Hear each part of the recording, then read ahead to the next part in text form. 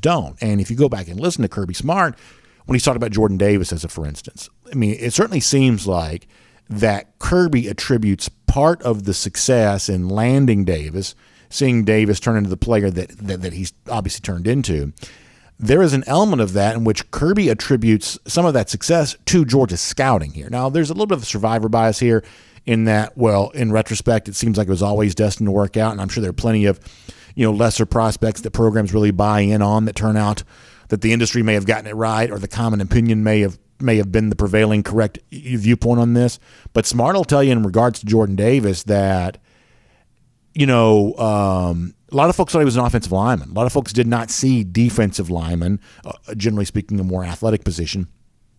They didn't see that for Jordan Davis, but Georgia did see that in him and believed that all along. So if you think about, identifying the player, winning the recruiting battle, developing him while he's here, actually paying off on the field, all the different story elements that go together to tell the tale of a guy like Davis, Smart attributes a lot of that to the scouting that Georgia did in identifying him as one of the players they wanted for the class of 2018. Is that right? Some of these classes start to run together for me after a while.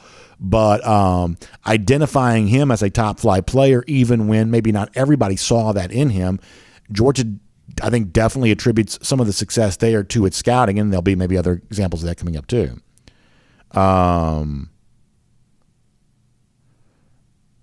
Randy Hall said, anybody else see the strawberry moon? No, I did not see that last night, but maybe I should have been looking up at the sky to be able to see that. Randy Hall says another hashtag for you, golden shoe. By the way, speaking of golden shoe, we're going to give a golden shoe later on today to one of our great commenters who had a great photo he sent to me yesterday. We'll show this to you a little bit later on, and I think I did not send that to our buddy Michael, but I'll make sure I do that. By the way, our producer, Michael Carvel, celebrated a birthday yesterday. So happy birthday to him. And I'll be self-serving for a moment and say that today, happy anniversary to my wife, Gina. 20 years we have been married as of today. This is our 20th anniversary here today. So very, very excited about that. All right, we'll take a couple comments and we'll get ready to get rocking and rolling here. And then we're going to be live on all the other platforms here coming up in just a minute there as well. So a lot of great folks checking in. I'll remind you, as we get ready to go live across the fruited plain here, that it's Mike Griffith on hand today. It is Keith Marshall, the former Georgia running back, on hand. I think today is a really good day to have Keith on the show, given the fact that yesterday we talked about my outlook for the Georgia running game here this year. I do believe in year 3 of Todd Monken, there's actually more success to be obtained for this Georgia offense. Another step forward this program can take. By the way, we'll welcome in. Good morning, Facebook, YouTube, Twitter, Twitch. Hello to all of you. We appreciate you being here today. But if you look at the conversation we were having yesterday, we're talking about the fact that Keith Marshall's going to be on the show. Let me just kind of quickly set everything up, and I'll finish the point that I was making. So we have a big day today for all of you.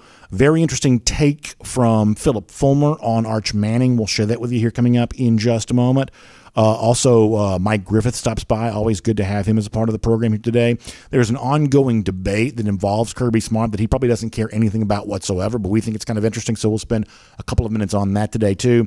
And as I was mentioning, as we kind of went live on the other platforms, we're going to have former Georgia running back Keith Marshall on the show today. Keith, part of the Players Lounge. They've got a big event coming up with one of their clients, Kendall Milton, and we'll talk about that, the fun thing that's going on there, but we'll also talk about what we discussed yesterday, which was our belief that Georgia taking another step forward offensively this season and the Georgia running game being a big part of that.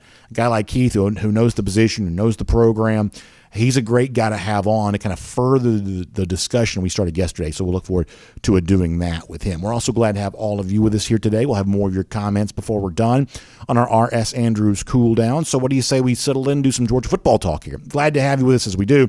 It is DawgNation Daily, the daily podcast for Georgia Bulldogs fans. It's presented by Breda Pest Management, and it begins right now. Today's episode of DawgNation Daily is brought to you by Breda Pest Management, the official pest control of UGA Athletics. Presented by DawgNation.com. This is DawgNation Daily, the daily podcast for Georgia Bulldogs fans. Here's your host, Brandon Adams.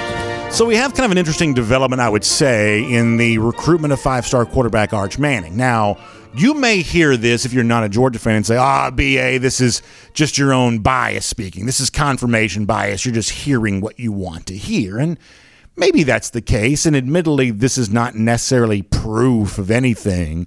But boy, it does seem to be a little bit of an echo for something we've been saying quite some time around here, that the recruitment of five-star quarterback Arch Manning, which is ongoing. Manning visited Georgia officially at the beginning of the month of June, was just at Alabama this past weekend, heads towards Austin for this upcoming weekend. Temperatures expected to be 100-something degrees there, although it's also 100 today in Georgia, so maybe not so much of an advantage when it comes to the heat on all of that. But the point is that with Georgia, Alabama, and Texas fighting over Manning, with Alabama already taking a quarterback commitment from Eli Holstein, kind of a, sort of a top 100 ready recruit, pretty big player in his own right, seemingly eliminating Alabama, coming down to Georgia versus Texas, we believe.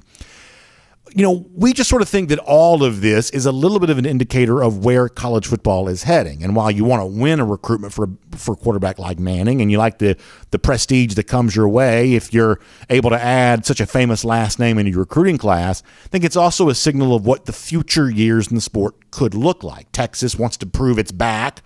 But if they can't get Arch Manning, then how back are they really? Or if they were to win with Arch Manning, maybe that does kind of show you that Texas really is back, and Texas really is going to be something under Steve Sarkisian. On the Alabama side of this, it has been the dominant program in college football for quite some time. If they were to win the battle for Arch Manning, they would have reason to believe, hey, we're going to be just as dominant in the future as we've been in the present. Or if Georgia were to win this, they would say, maybe our 2021 national championship is just an example of us getting started here, that we've got even greater success to come in the future. And obviously, a recruiting battle win for a guy like Arch Manning would be a real punctuation mark on a statement like that. So that's why we have kind of believed that the Manning recruitment is what we've called kind of a bellwether. It is an indication of what the rest of the very near future in college football might look like. And we've also predicted pretty emphatically that we think that Manning is going to come to UGA. And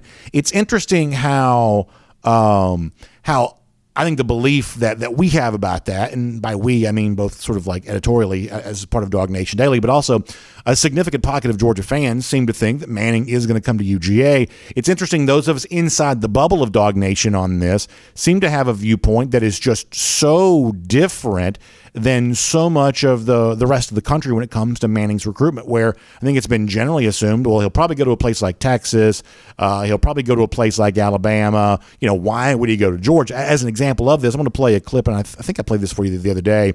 This is probably more bombastic than it needs to be, but it still mirrors the opinion that's out there that because Georgia's had, former walk-on Stetson Bennett at quarterback, because it hasn't had the dynamic, prolific offense that other programs have had, that ultimately it's probably destined not to get a guy like Manning, because why would a guy like Manning go to a place like Georgia given all the things that I just mentioned? As a way of setting up the counter argument to this, let me let you hear a guy named R.J. Young from Fox Sports. We thought this was silly, but it's a placeholder for a line of commentary that's been out there. So before we get into the new stuff, let me give you a little bit of a reminder about what the country has been saying about why a guy like Manning probably won't go to UGA. This is R.J. Young.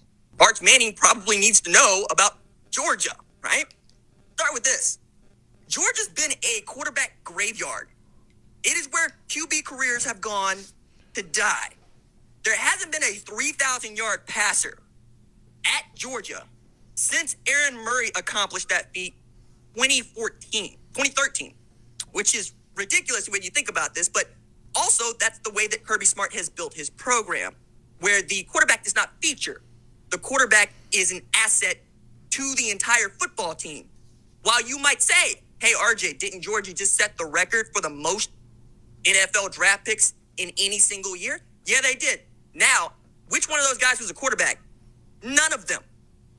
You are also talking about a place that has washed through Jake Fromm, Jacob Eason, Justin Fields, Brock Vandegrift, and Carson Beck, Gunnar Stockton are all out there on the vine. JT Daniels came through there, got a few starts and left.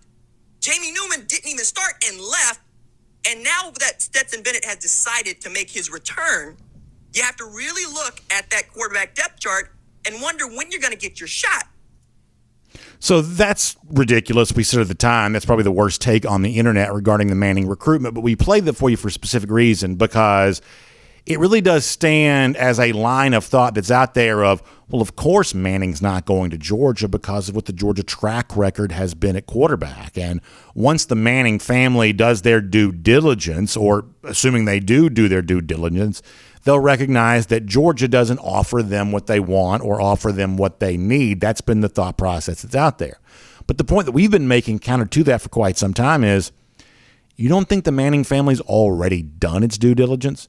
And you don't think the Manning family hasn't already dug deep into what all the programs they would truly consider, what those programs offer? And maybe, just maybe, the fact that Manning and his camp have gone as far down the road as they have with George is indication that goofballs like R.J. Young or whoever else that's out there, that maybe they don't fully understand what actually is going on right now in terms of the Manning recruitment, or maybe what's actually is going on when it comes to college football in general. That actually the situation for Georgia is actually stronger than it's been portrayed to be, and that Georgia is a landing spot far more attractive than it's been given credit for. And as a way of kind of backing this up more, let me bring in the words of Philip Fulmer here for a moment. Now, before I show you this quote on the screen, let me kind of set all this up so you understand. Many of you are obviously very well aware that years ago, Fulmer won a recruiting battle for a different Manning, for Peyton Manning. And Manning obviously went on to be one of the most decorated players in Tennessee program history. But because of all of that, and the offensive coordinator that worked with him at the time, David Cutcliffe,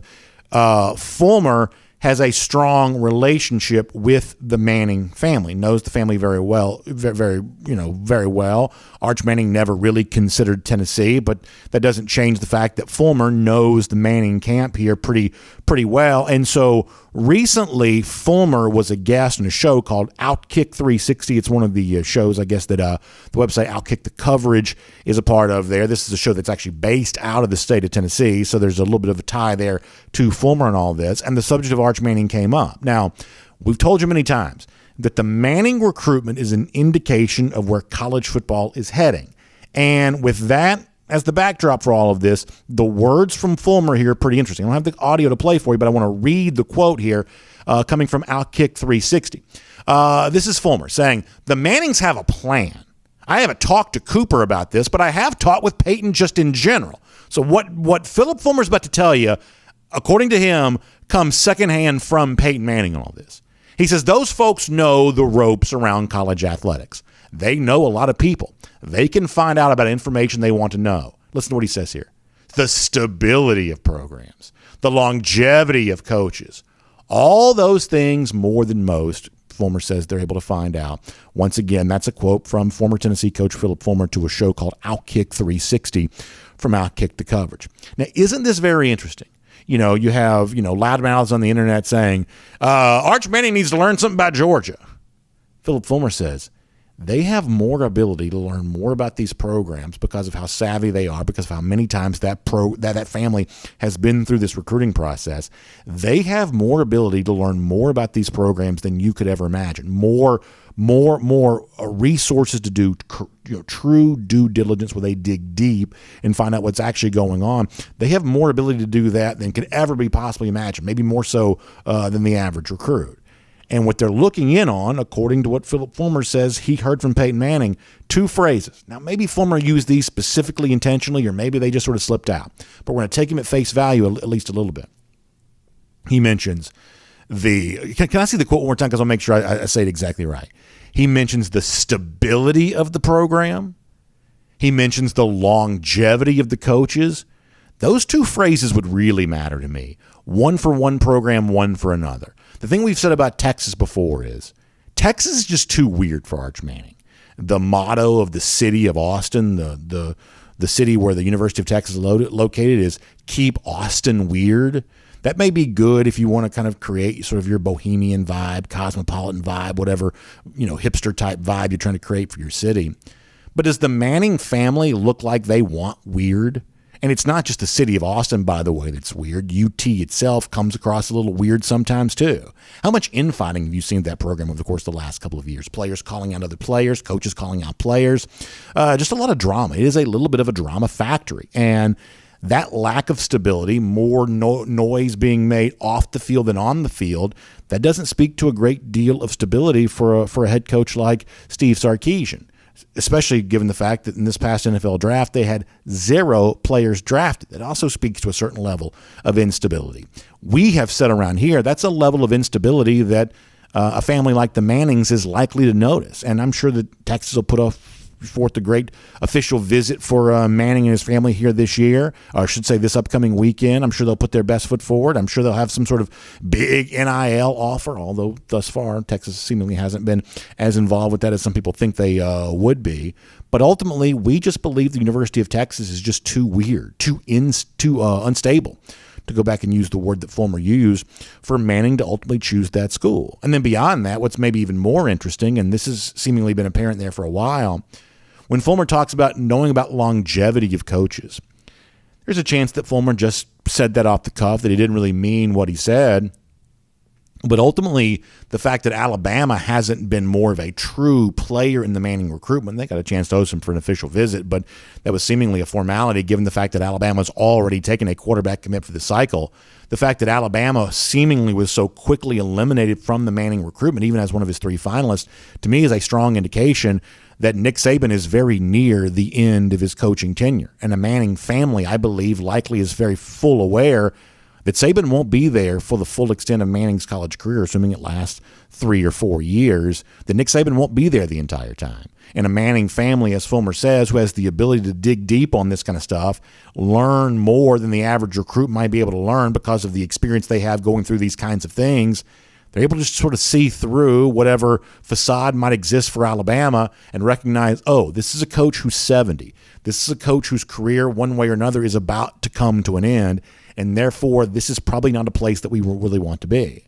And that's why around here we've always believed that Georgia has been far more a significant player in the Manning recruitment than kind of common opinion, sort of mainstream folks have probably given it credit for. That Georgia, as the reigning national champion, which did just produce 15 draft picks, may be great at every position but quarterback. Eventually it was going to get the great quarterback, and a guy like Manning, when he looks around, says, why wouldn't I come to a place like this? It literally has everything that I've said that I've wanted, and ultimately we believe that's the choice that Arch Manning is going to make. And when he does, not only will Georgia have itself potentially a great quarterback for the future, but it will also serve as a reminder that Georgia in 2021 with the national championship it just won, maybe it really is just getting started. And for all the bluster at Texas, their notion of being back, they may have to wait a little longer for that. And whatever Alabama has been under Nick Saban, that truly is about to be a has-been situation that in the future program, or I should say recruits, just kind of look and see, I'm not quite so sure how long that coach is still going to be here anymore.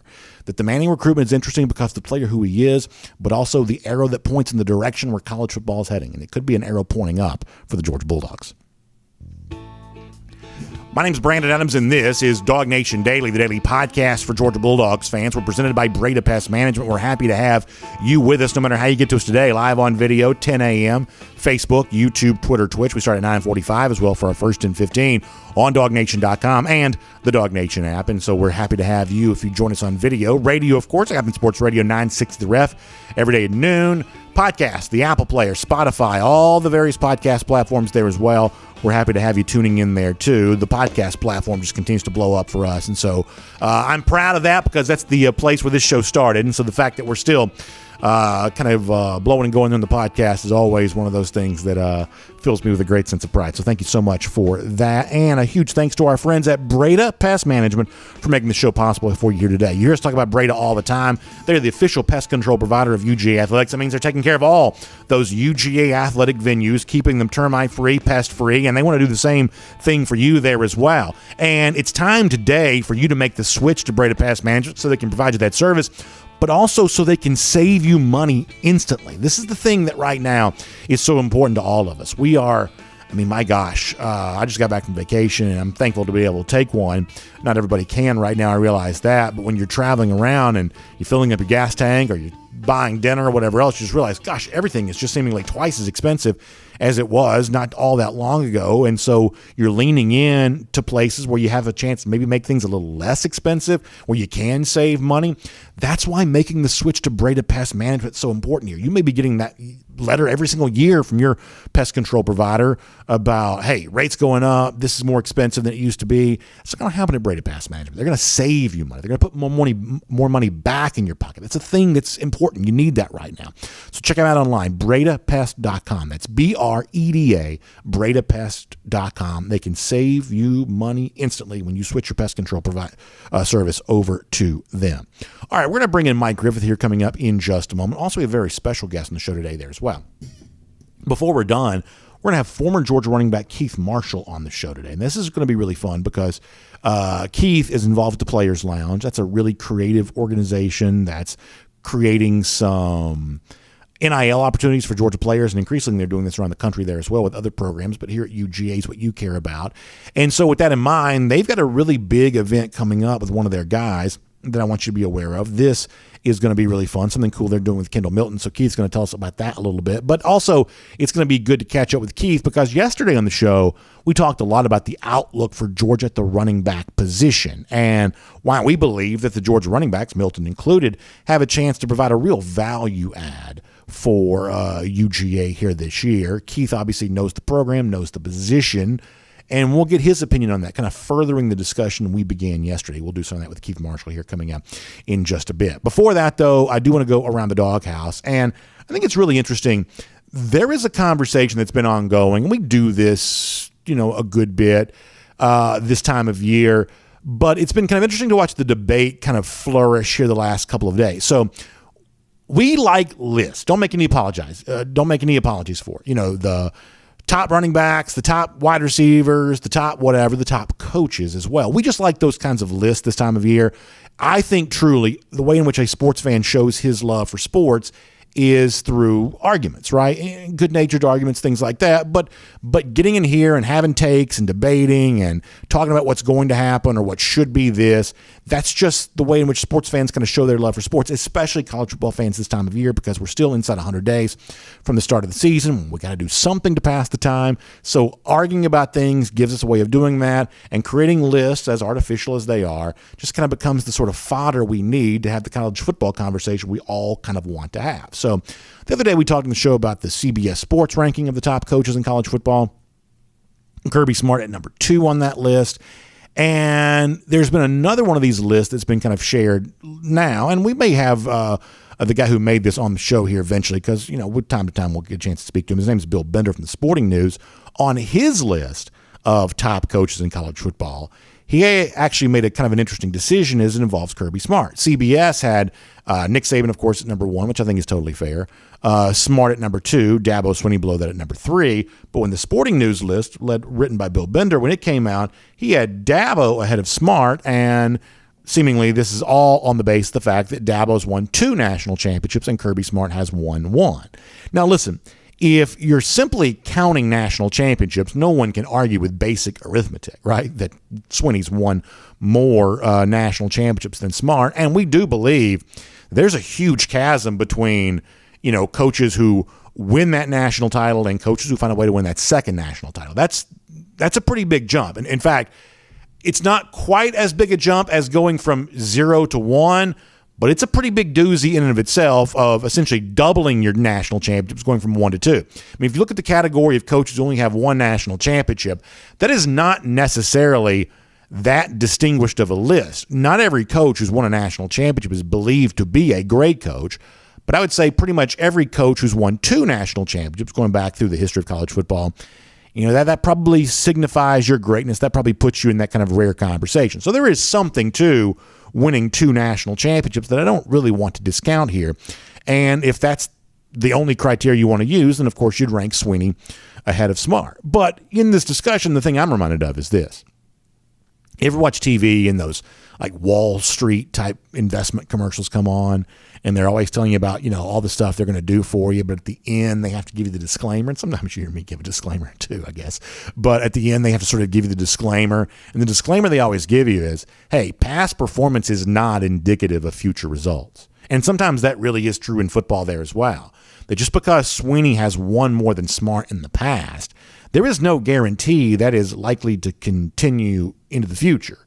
And I think that's one of the things that does make this upcoming season so fascinating, is that Clemson last year seemed to fall off its perch a bit. Prior to the 2021 season, you would say, oh yeah, rubber stamp, Clemson in the playoff each and every year, along with an Alabama or whatever else. Clemson would be one of those teams you'd say that for. But after Clemson lost to Georgia in week 1 last year, this program just seemed to erode a bit. They didn't have a Trevor Lawrence or Deshaun Watson at quarterback anymore. And when they dealt with a few injuries, you kind of were left to say, man, this overall roster strength just isn't quite what it was. This is a team that is just thinner from a talent perspective than we're used to seeing it be.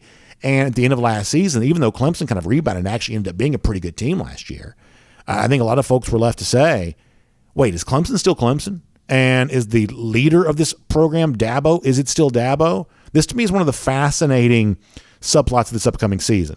That yes, Dabo has won more than Kirby has won. And maybe he'll lean on that experience to get back in the playoff here this year.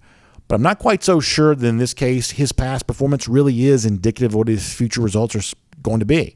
There's a lot I do like about Dabo, but you have to admit he's been slow to embrace a lot of the trends and the direction that college football seems to be heading. And Kirby, even though he kind of has his own way about doing this kind of stuff, has seemingly embraced some of that just a little bit more. He clearly has not seen the roster erosion that Clemson seemed to deal with. And it seems like to me it's a matter of time, whether it happens in 2022 or sometime in the future, that Kirby at least matches Dabo in terms of winning his second national championship, and maybe he might eventually win more. So the bottom line on all this is it's kind of a fun debate. I don't know that there's an obvious answer to it. But just because Dabo's won more championships in the past, I don't think that necessarily guarantees anything about the future. And in fact, right now, I sort of feel like the coach that has the brightest future would be Kirby. And I don't think it's only Georgia fans who feel that way. So that is Around the Doghouse here on DawgNation Daily, presented by Breda Pest Management here today. I told you before, we will let you hear from former Georgia running back Keith Marshall before we're done on the program today. That is always a really fun discussion to be a part of. Keith's involved with the Players Lounge, big event they've got coming up, but also some interesting thoughts on the Georgia running back room. We'll do some of that with Keith before we're all said and done. We'll give you an update as well on a 5-star Georgia recruiting target who just took a big visit to UGA, but now taking another high-profile visit heading towards this week. We'll talk about that some here too. It is all on the way, but for now, the latest involving Georgia football, all the stuff going on in the program, our first chance to talk to him live now in a couple of weeks. So let's do that with our buddy Mike Griffith here on DawgNation Daily, presented by Breda Pest Management.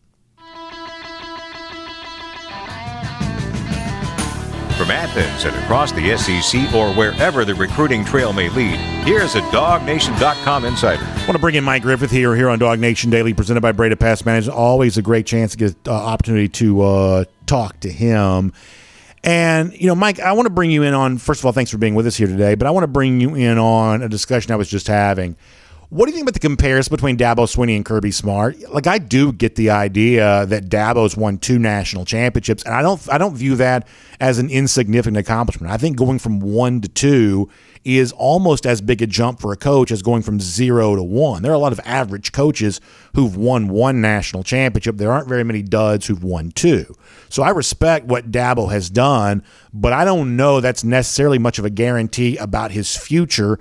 And right now, I would say that Clemson's one of those programs kind of teetering on the brink of, are they still elite or are they not? So I just kind of gave some of my thoughts on the Kirby-Dabo thing there a little bit. How would you compare these two guys as coaches? Two guys who are contemporary rivals there as well, but how would you compare these two coaches at the moment?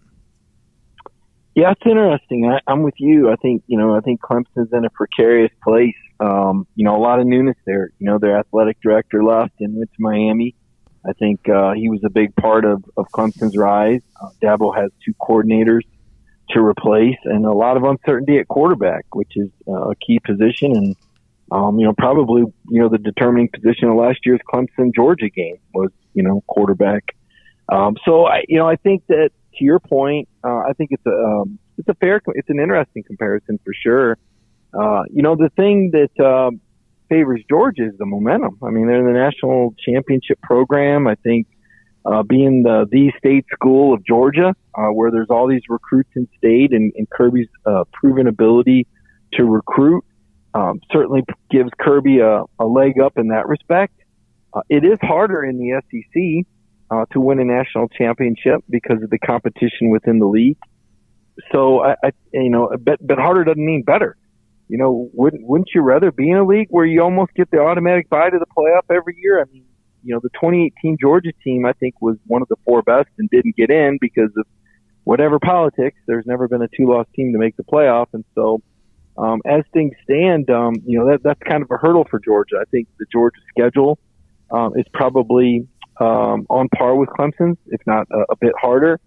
So, I kind of hedge because what Dabo's done, he did it his way. He didn't go by the book of Nick Saban, right? I mean, this is all Dabo. This is all Clemson. It's a very unique style. How does it work with the NIL? Player retention, player relations. I think there's a uniqueness that you got to give Dabo credit for. And the fact that he kind of did it his way, that they really were the only ones.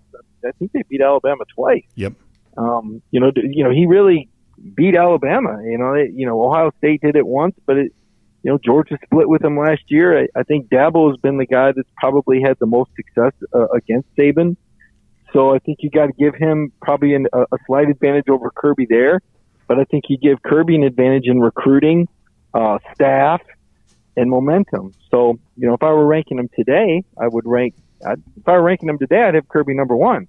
I don't even understand why people are arguing about this. I mean, Kirby's program won the national championship and produced more NFL players than had ever been produced before in history in one draft. So, to me, that puts Kirby at the top right now. But I think if we're talking about great coaches, Brandon, I think you can throw a net over 3 or 4 guys, and Dabo and Kirby and Nick Saban are probably for sure in anybody's top 3 or 4. Okay, so you brought this up and listen, I like lists. I think it's fun to debate this stuff. And when the list came out the other day where Saban's ranked number 1, you actually kind of brought this up on that, and we never really got a chance to talk about this. So since you just brought it up, I'll bring it up now. I mean, for me, it goes without saying, I've got no problem with Nick Saban currently being ranked ahead of Kirby Smart. Kirby's only beaten him the one time. Alabama's going to be preseason number 1 right now. I mean, Mike, to me, it kind of reminds me of, I do a little play-by-play every now and then, and I think most good play-by-play announcers will say, when it comes to the way in which you call a game, you want to give yourself somewhere to go. In other words, if you're very, very excited about every single play, when something truly exciting happens, you don't have a higher plane to get to, and you don't properly convey the excitement of that moment if you've been just as excited about lesser plays that have happened before that. And I use that analogy on the Kirby-Saban comparison there as well.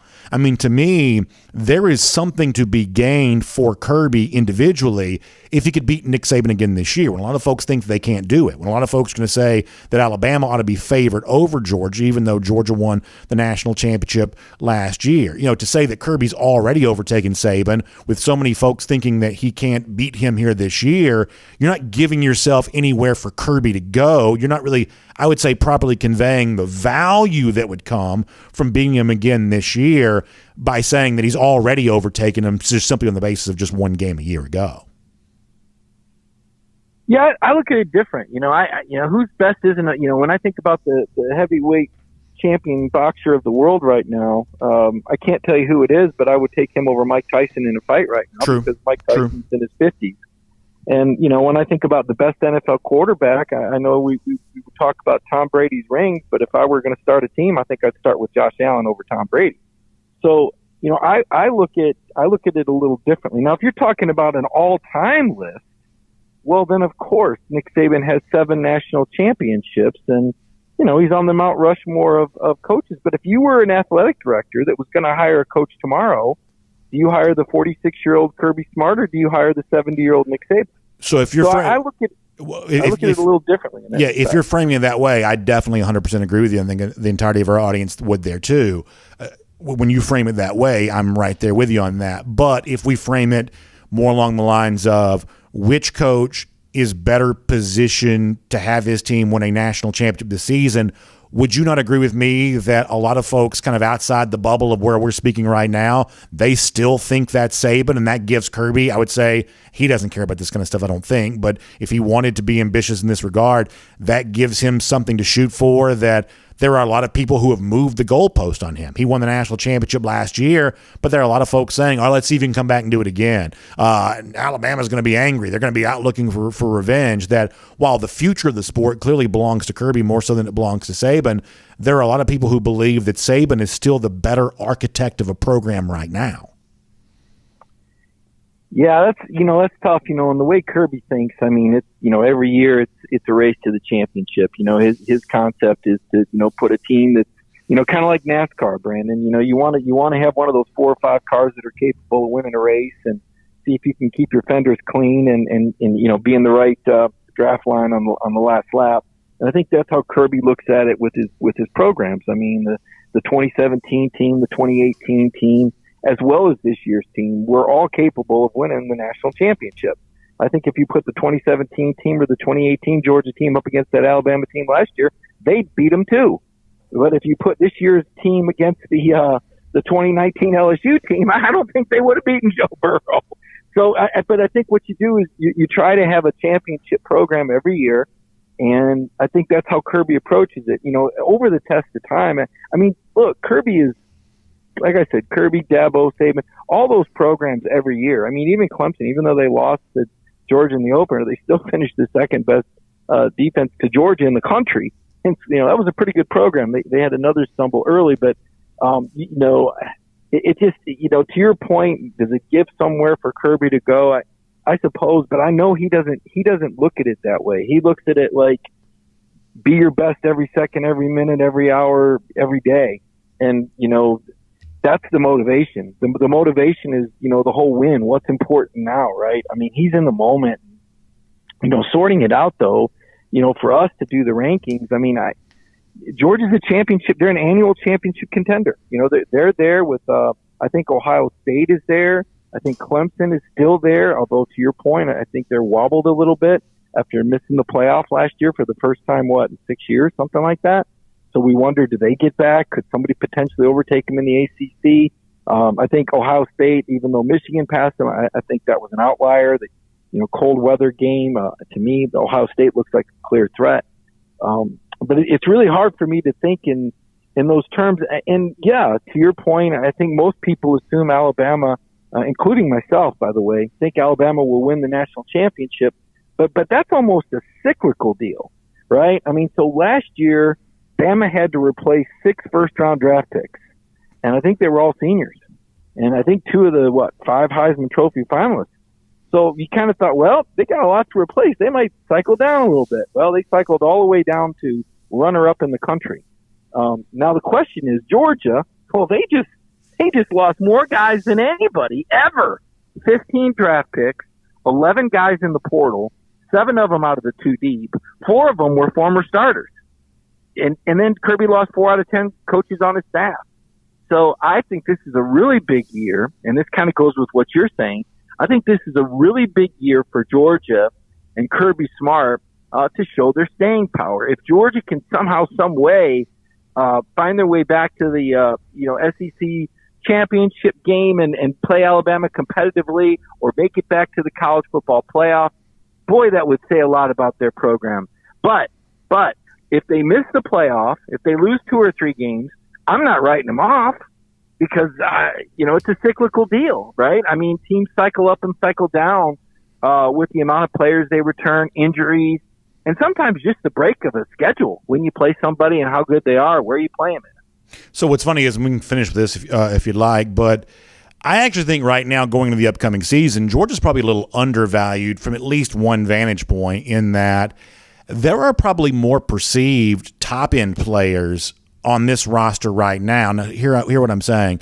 More perceived top-end players than maybe the perception was going into last season, where a lot of the guys that truly emerged as first-round pick type guys, huge contributor type guys, they weren't necessarily projected that way before the beginning of last season. There was a lot of absence of that chatter before last season began. It happened over the course of the year.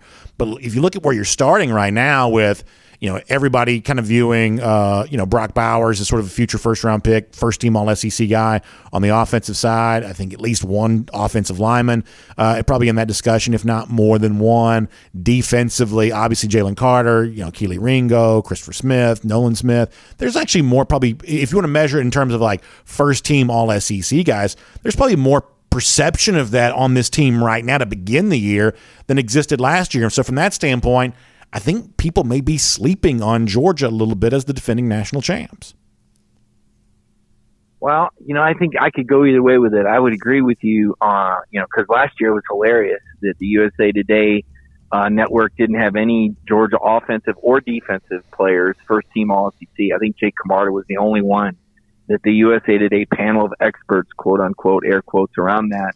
And then even in Hoover, the preseason, I think Jordan Davis was the only guy on defense on Jake Camarda. So to your point, last year's team was very, very undervalued. Trayvon Walker hadn't even started a game, and he ended up being the number 1 overall pick. Quay Walker had never started a game. He ended up being a first-round draft pick. So, to your point, last year's team was tremendously undervalued. I'm going to throw a curveball at you. I don't think Keely Ringo is one of the 2 best cornerbacks in the country. Okay. But I see him on All-American teams as a first team All-American. I don't think he's a first team All-American. I think he made a great play, but I would venture to say there's probably 2 cornerbacks that are better. I don't put Nolan Smith yet in the same conversation with Azeez Ojulari, and Trayvon Walker. I'm not convinced of that yet. Potentially, yeah. Christopher Smith, is he a true star? Is he a guy we're going to see lining up starting in the NFL like Lewis Dean? I'm not sure about that. So I would actually say I think from an individual standpoint, especially defense, I think these guys benefited a lot from having 5 first-round picks around them. I don't know. The question about this year's team, regardless of whether these guys are first-team All-Americans or second-teams All-Americans, I mean, they're great. They're obviously great players, or they wouldn't be at Georgia to start with. But when we talk about, first-team All-American, I mean, that's some pretty rare air. The question I have, Brandon, about this year compared to the last 2 or 3 years is the quality of depth. Mm-hmm. And I'll take you back to 2018. And the reason that Georgia didn't beat Alabama and play in the college football playoff in 2018 is because they didn't have championship depth. When DeAndre Walker went down with an injury, Brenton Cox was not ready. He had the same mistakes with his inability to contain and play discipline on the edge that he did earlier in the year when he exchanged punches with DeAndre Walker in a game against Middle Tennessee State. Because he still was making the same mistakes. He didn't contain, and Jalen Hurts beat him. And that beat Georgia, because he beat him more than once. We were sitting right next to each other. 5-star, whatever, Cox wasn't ready. Championship depth was not there. They lost to Alabama because they didn't have a quality backup at that position. What is the depth like this year? That is the question. Not the front line, because I think the front line's fine. I'll roll with Georgia's front line out there with anybody. My question is, what happens when you get into that second team linebacker? When you get into that number 3 or number 4 cornerback or that number 3 safety? We saw Dan Jackson get exploited pretty bad by Alabama in the SEC title game. Thank goodness Kirby changed the scheme up a little bit the second time they played Bama. And guys in the secondary weren't exploited. I mean, my goodness, Latavius Brainey went from a celebrated guy that came out of nowhere to back to nowhere to in the transfer portal, right? Whatever happened to him? Whatever happened to that guy? So I wonder about the depth this year and the answers that Georgia has when attrition, not offensively so much, because the offensive line to me is the best in the country. The running backs are as good as anybody in the SEC. And I think obviously this tight end group is legendary. I don't know if there's ever been a better tight end room, but defensive line depth is a question. Linebacker depth is a question. And I think we've got questions, to answer in special teams with the new punter, in the secondary. So the depth is my question, not so much the front line, whether they're first or second. But to get back to my point, I don't think Georgia's undervalued. I think that, I think they are more talented than everybody in the East, but they lack experience on defense. And I think that the other teams in the East have quarterbacks coming back, that I think could make some of those games more challenging maybe than they were a year ago. Mike, should be interesting to see. It'll be here before you know it. Of course, SEC Media Day is right around the corner there as well. We thank you for sharing your opinion with us here today, and we'll certainly look forward to talking to you soon there also. All right, thanks, Brandon. Have a good one. All right, good stuff there from Mike Griffith. We'll get our SEC through here coming up in just a moment. But before we do that, I do want to get ready to bring in a special guest here. We'll bring him in ahead of our SEC through because I don't want to keep him waiting. That's former Georgia running back Keith Marshall, and we'll kind of keep some of this conversation going with Keith because when you talk about depth and you talk about chance to make a big impact in the field here this year, obviously one of the spots that you have a great chance to do that is the running back position. If you heard yesterday's show, we talked about what might be available for the Georgia running backs here this year in terms of some pretty rare statistical error they could achieve, and obviously helping this Georgia offense take a big step forward again in year 3 of Todd Monken. We think Georgia running backs lead the way in maybe being able to get that done. And one of the backs who we think of as getting his chance to do that is obviously Kendall Milton, who's waited his turn and kind of recovered from some injuries and really has that spotlight shining on this upcoming year as what has a chance to be a great year for him, and obviously also taking advantage of some of the really cool new NIL opportunities that are out there also, and creating opportunities for fans as he does that. And that's where the Players Lounge comes in. And our next guest is not just himself, a former very good Georgia running back, but also one of the important people there with the Players Lounge there as well. It's former Georgia running back Keith Marshall here on the program here today. Keith, thanks for being back with us. Congratulations on the continued success that the Players Lounge is enjoying. You obviously a big part of getting that up and running. So we're excited about hearing what the cool things you have going on. And obviously I know we're all looking forward to the start of the season, which is going to be here before you know it. Absolutely, man. I appreciate you having me on. First and foremost, it's always good to talk to, the BGD family. And, super excited about the things we're doing with the Players Lounge. Obviously we have the Kendall Milton experience coming up here soon, and we're excited to talk more about that. And then we have some other things in the pipeline for the UGA community as we move into the season. Yeah, the website's theplayerslounge.io. That's the place you can go to find out about the really fun Kendall Milton driving experience. We're going to talk more about the specific details about how folks can kind of bid for their chance to be a part of that. That's a really, really cool thing. We'll give you all the details on that here coming up in a couple of minutes. But before that, if you don't mind, let me talk about Milton on the field here, the position you know well, the running back spot. To me, we said this a lot on yesterday's show, that this is a position where even as much success as Georgia enjoyed in kind of a national championship year last season, there's actually, I think, a step forward this group can take this year. Obviously, we know that Kendall's been kind of biding his time on that and trying to get healthy again and kind of have the spotlight sort of on him in a bigger way. Kenny McIntosh in that there as well. You obviously know this position really well, given your history there at Georgia. What do you think of the outlook for Georgia at the running back spot here going into the season? Obviously, to your point, I'm excited about it. I think there's an opportunity to take a step forward. Those guys have been in the system now for, 2 and 3 years. They've gotten some playing time and experience. As far as, raw physical ability, when you look at Kendall, he has everything you would want: strong, fast, good balance, breaks tackles. And so I think it's really just going to come to the point where it's time to put all that together and go show it when the lights come on.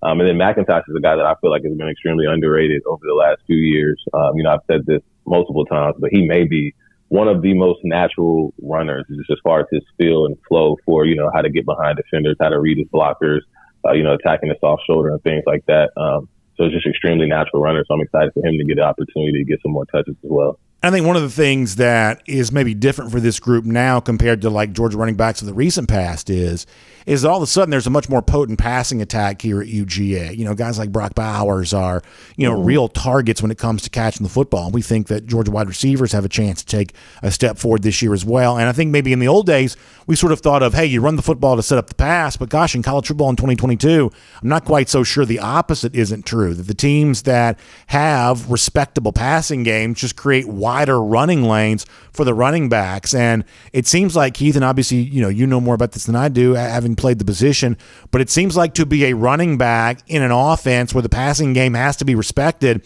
all of a sudden that makes your job a whole lot easier, doesn't it?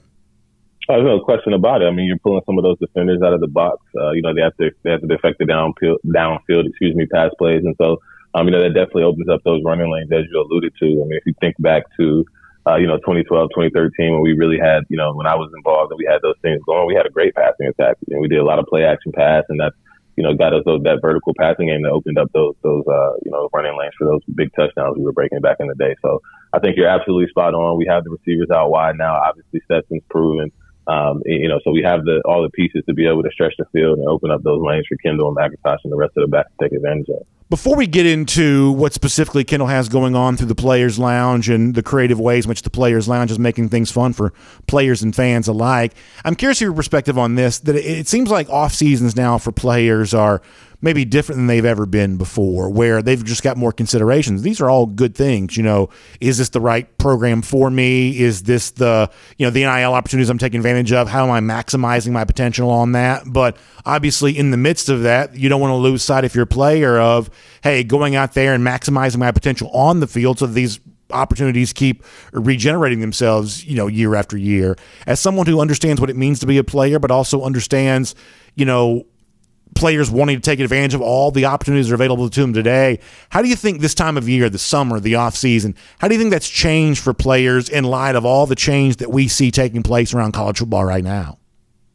That's something I'm actually interested to see play out over the next couple of years. My perspective is you're basically, these kids are professionals earlier now. And I think even when I was back and playing before NIL and the transfer portal, I think, from a demand and with the coaches and with the programs were asking from us, was at the same level that you were expecting at professional, the professional level. But now it's different because you're managing your personal brand and you're able to elicit opportunities to monetize that and, take advantage of the opportunities there and then make sure you're in the best position, from being transferring to one school versus the other. These are all things that these kids are having to, kind of balance now that we didn't have the ability to. So I certainly think to add some complexity to your point, I think it's a good problem to have. And over the course of the next couple of years, I'm sure, some of the wild west is what we're calling it right now. Some of that will phase out and it will become more structured so that everybody understands exactly how to navigate this new space. So one of the cool things that's coming up is the Kendall Milton driving experience. And if folks check out the website, theplayerslounge.io, they can learn more about how they can bid for an opportunity on this. But I want to read from the site because I just think this is a great way to describe this. It's UGA Legends, an open track, the ultimate driving machine, and you in the driver's seat. It sounds like so much fun. And, Keith, this is one of the things that we've talked about here a lot is that, hey, there are a lot of media fan types like us on this show that are having to try to make sense of all the new stuff that's out there.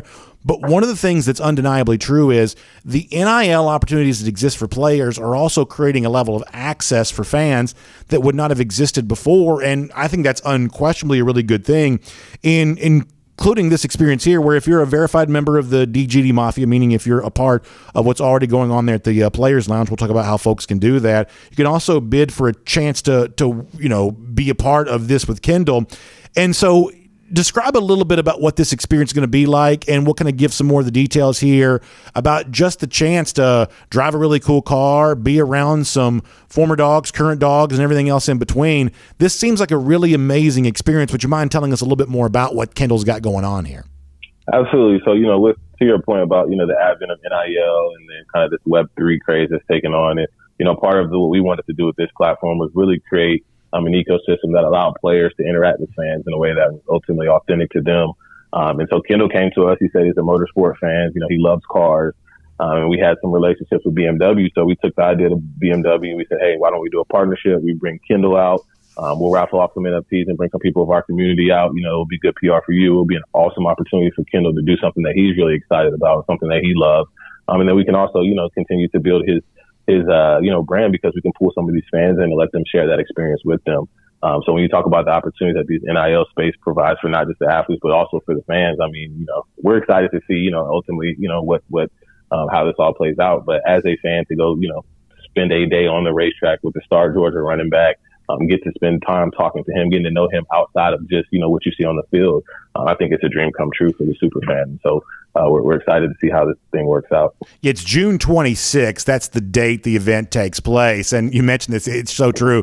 Is there anything that is more connected right now, at least in my mind, than really good football players and really nice cars? It just seems like a lot of the recruiting pictures that you're seeing coming out of some of the official visits that are taking place this time of year, you're seeing a lot of those cars prominently used as props and some of that. I know a lot of the football players across the country are celebrating their own NIL deals with vehicles and things like that. And the fact that Kendall gets gets a chance with some fans to drive one of these really nice BMW vehicles as a part of his experience. It just seems like right now there is a pretty strong bond. There probably always has been, but I guess we're just more aware of it now. A very strong bond right now between really good football players and really nice and really fast, in most cases, cars. Well, I think, growing up, just being a part of culture and following, hip hop and athletics, cars are a big part of that. Everybody wants a nice car. And so when you get to the position where you finally get some money, I'm thinking back to my time in the NFL, a lot of guys, first thing they go do is get a nice car. I fall in that category. That's the one thing I did buy. And so I agree 100% that now that these kids are getting paid earlier, they'll probably be driving around in some nice cars. And, that begs the question, is that the best use of money? But hey, if you work hard and you do the right thing, sometimes I think you get to treat yourself. So I think it's a great thing. All right, so let me make sure we have all the specific details on this. So the first and foremost, if you want to be a part of this bidding opportunity, you've got to be a member of the Players Lounge first and foremost. So remind folks how they get into the DGD Mafia and get their chance to do this. Obviously, the website, theplayerslounge.io. But if you want to bid on this opportunity, because one person's going to get a chance to be with Kendall in the car, and they're going to be, 4 other folks. You also get a chance to be paired with UJ Letterman and surprise special guests. They're going to get their chance to be in a car with somebody pretty cool there as well. But for folks who want to bid on this, what is the specific process they need to go through to be able to do that? Absolutely. So if you go to our website, as you mentioned, playerslounge.io, you click on our marketplace. If you're not a member, you can go grab a DGD, which basically serves as your ticket in order to participate in our community. There's some on the marketplace now for very respectable prices. And then, you click the subscription button, or that you're interested in, being a part of the auction, which will actually take place on the 19th. So the auction will take place this Sunday. Okay. And then you'll get added to our email campaign, and we'll blast you with all the relevant information to make sure you're set up and ready to participate come the 19th. And of course, that DGD, that's the NFT that the Players Lounge is going to put out here, that DGD token. That's how you get into this club here. And of course, in addition to the fun stuff coming up with Kendall, you guys have got great stuff going on all the time there as well. Yes, sir. There's some other things that are on the pipeline. People, when you go to CPL and you see the experiences page, you'll see some of the other things that we have planned for some of our other athletes as a part of the Players Lounge. So, this is just the first of many. Well, Keith, it's great to hear about the cool things you guys got going on. Congratulations on your continued success with this. I know this was a big vision that you had, and it seems like it's certainly playing out almost exactly like you imagined it probably would. This sounds like a great experience there with Kendall Milton. And so folks have a few more days to kind of get in and get their bid in before that kind of closes out, and then getting a chance to be a part of this great event there at the BMW driving experience there, the BMW Performance Center in Greer, South Carolina. So that's going to be a really, really fun thing. Exciting things coming up there on that. So theplayerslounge.io, that's the place to go to find out more about that. Keith, thanks for being here today. Best of luck as these type of events continue to roll on. We'll look forward to hopefully getting a chance to talk to you very soon as well. Absolutely, man. Appreciate you having me on. I always enjoy it. Good stuff there from Keith Marshall. Let's take a look around the rest of the league. This is SEC Through. And I think the thing that Keith talks about there is just a really natural thing. It's like, hey, you grow up, you're watching maybe, of course, in this day and age, you're watching those highlights on YouTube or something like that. But back in my day, you're kind of watching, games on television, but you may also be kind of flipping through that car magazine there as well. And you've got this dream for what your football careers look like, but the dream for what your garage would look like if you were going to have that football career. That there probably always has been that deep connection with, hey, part of the way in which I show off my success is that really cool car that I'm able to go out there and get. And so it's kind of fun to have an experience like this with the BMW, with Kendall Milton, and the stuff going down there with the Players Lounge. So check out the website, theplayerslounge.io, and you can learn a lot more about that. With that said, we'll get ready to go cruise around the SEC, courtesy of Royal Caribbean. Obviously, a great time for you to be on a Royal Caribbean cruise vacation right now. And listen, back in February, I had a chance to be on one of those 7-day cruises on one of those Oasis class ships. I was on Harmony of the Seas, beautiful ship. And I got to tell you, when you think about all of the great options that are available to you when you're on one of these great Royal Caribbean cruise vacations, in fact, if you're watching right there, you see the Aqua Theater on the back of the ship. This is like one of those things that years ago you wouldn't have even been able to imagine having on a cruise ship, but is there for you now, where you see like the high diving shows and you experience the level of entertainment that comes on a Royal Caribbean cruise vacation. This is one of the things that I think Royal Caribbean is really trying to make one of the hallmarks of its of its brand here, setting a standard for how much enjoyable entertainment, not just any vacation, the kind of thing that's grand and really big.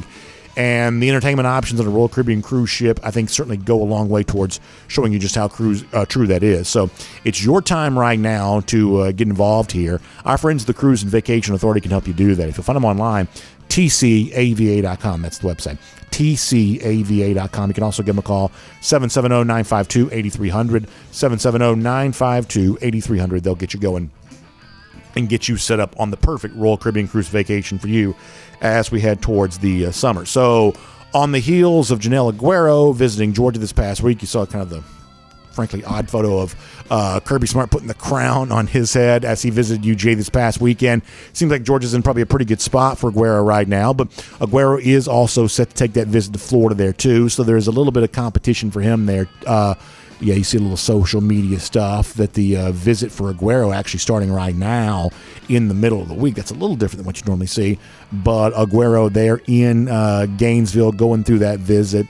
And obviously, Aguero's a really good player, and it seems like Georgia's in a really good spot here. And I think it also kind of speaks to, how does he fit into like the conversation with Caleb Downs? It's another player that just recently visited UGA and others. But obviously competition here a bit when it comes to Georgia for Aguero, with Florida getting its chance to host him.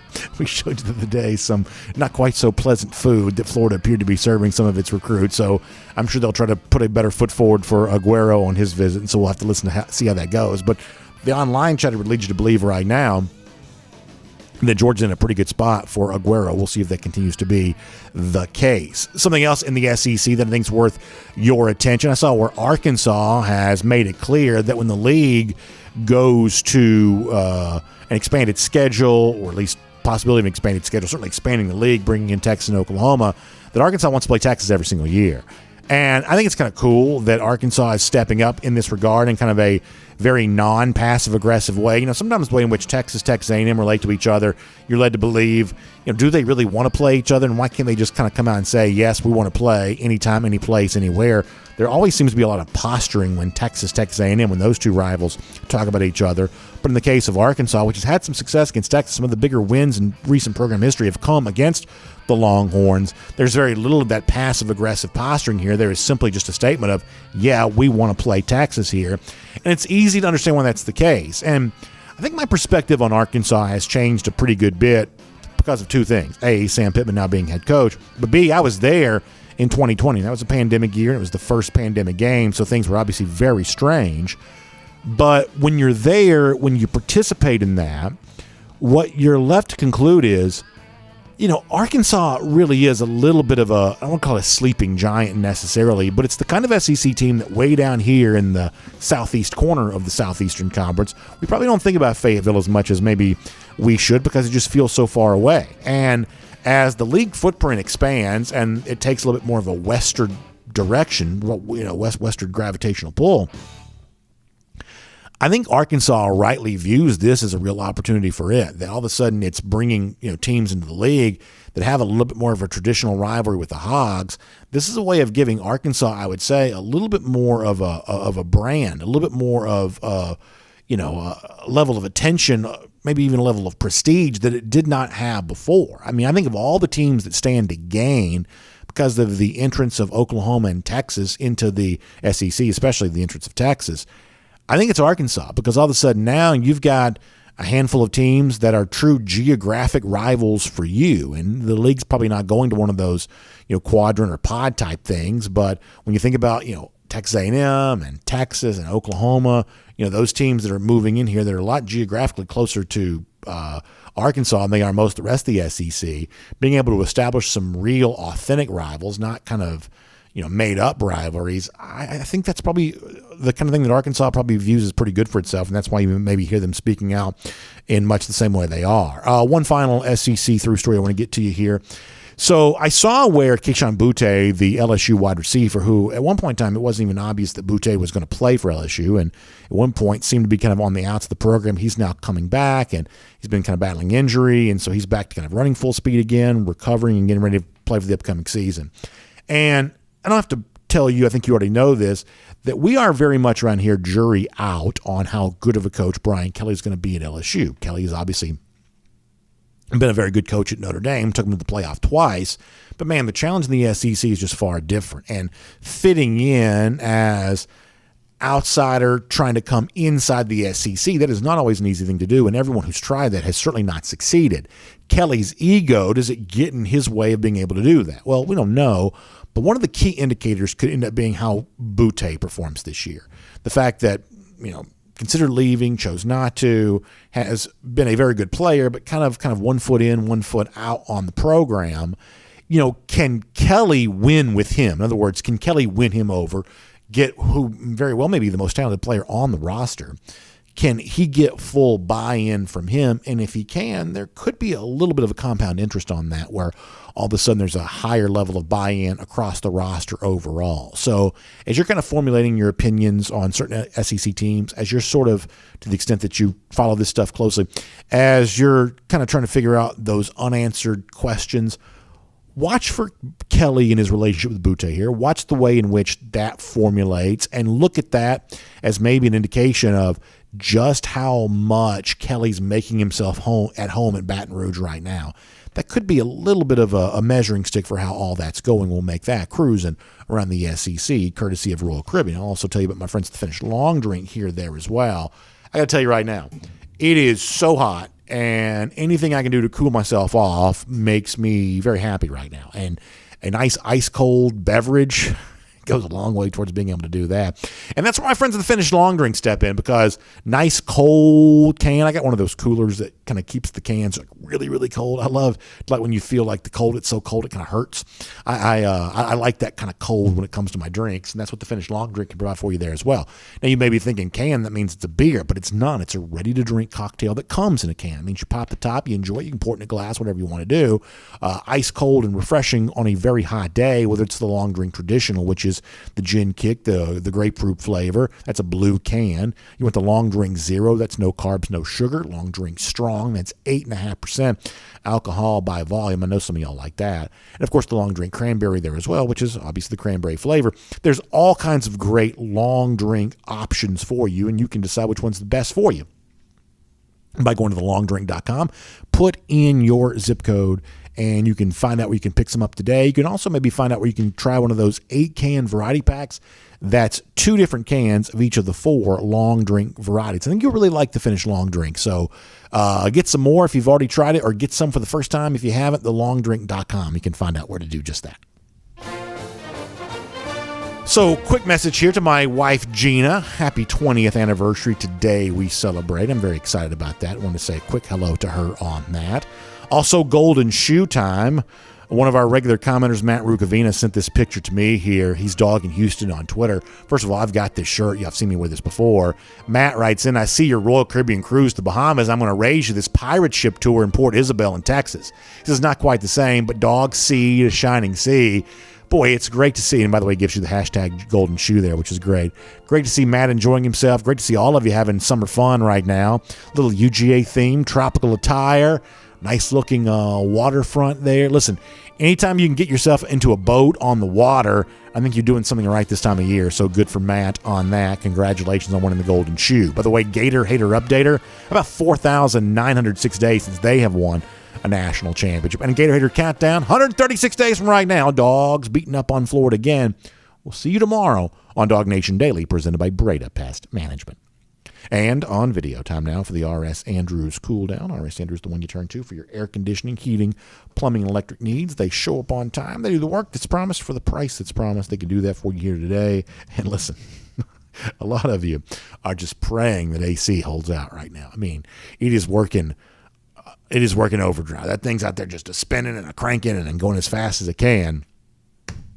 And if deep down you know that your unit's kind of at the end of its shelf life, it's sort of at the end of all of this, listen, do what you need to do. Reach out to R.S. Andrews. You may have some fly-by-night company that told you that you need to replace your AC unit. They just want your money. R.S. Andrews, though, can probably tell you how you can actually breathe some new life into it, get it tuned back up to factory fresh specs, be nice and cool and comfortable this summer. That's what R.S. Andrews wants to provide for you. So rsandrews.com for a lot more on that. That is rsandrews.com. They'll get you taken care of. All right, your comments here. Let's go to DawgNation.com to begin, because I've got that right in front of me. Hemingway offering a little happy anniversary to me. Appreciate that. Mr. 1212 does there as well. Thanks you for that there too. He's also checking in from the lovely town of East Point right there in suburban Atlanta. So appreciate that, Mr. 1212. Appreciate that.